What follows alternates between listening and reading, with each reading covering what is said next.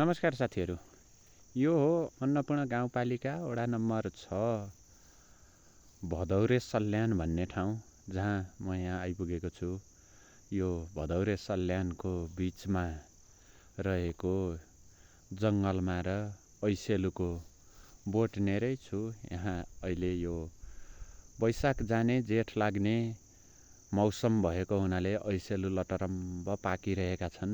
हेर्नुहोस् त, ऐसेलुको दानाहरू कति मजासँग पाकेको छ। यो हाम्रो चाहिँ जङ्गलमा पाइने फलहरू, यस्ता खालको फलहरूमध्ये यो एकदमै उत्कृष्ट र गुणस्तरीय भिटामिन युक्त फल हो यो ऐसेलु। यो वर्षमा एकपटक मात्र फल्दछ र यो लामो समय पनि रहँदैन, छोटो समयमै यो पाकेर झरिहाल्छ।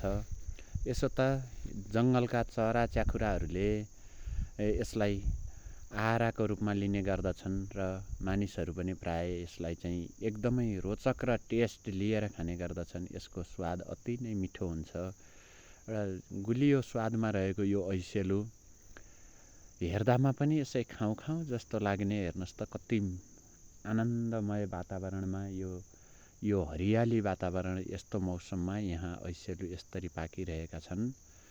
र साथीहरू, आज घुम्दै आउने क्रममा म अन्नपूर्ण गाउँपालिका भदौरे भन्ने ठाउँमा छु। यहाँ ऐसेलुको यस्तो लटरम्ब पाकेको देख्दा मनमा अति नै हर्ष आनन्द आयो। अनि त्यस पछाडि यो ऐसेलु खाउँ भनेर यहाँ आएको। सबै बोटहरूमा यसरी ऐसेलुहरू पाकिरहेका छन्। यी जतासुकै ल हेर्नुहोस्, ऐसेलु एकदमै राम्रोसँग पाकेको हुनाले म त टन्न खाएँ। अनि त्यस पछाडि यता टिपेर पनि अलिकति प्लास्टिकमा लानु पर्यो भनेर यता पसेको, काँडाले कोपेर अलिअलि हातमा गरिराखेको छ। यो हो ऐसेलु, अति मिठो। आहा,